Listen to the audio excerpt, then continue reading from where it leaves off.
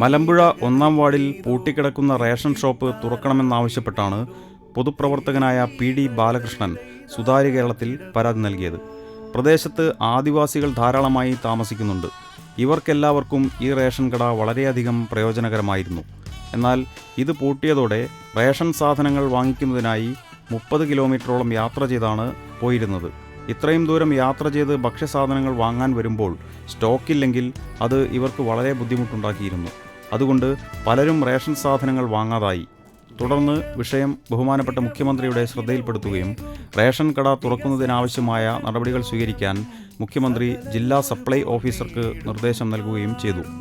തുടർന്ന് റേഷൻ കട തുറക്കുകയും ഭക്ഷ്യസാധനങ്ങളുടെ ലഭ്യത ഉറപ്പുവരുത്തുന്നതിനു വേണ്ടി ആദ്യത്തെ 2 മാസങ്ങൾ ജില്ലാ സപ്ലൈ ഓഫീസിൽ നിന്നും നേരിട്ട് ഭക്ഷ്യസാധനങ്ങൾ ഇവിടെ എത്തിക്കുകയും ചെയ്തു. റേഷൻ കട തുറന്നത് ആദിവാസി കുടുംബങ്ങൾക്ക് വലിയ അനുഗ്രഹമായി.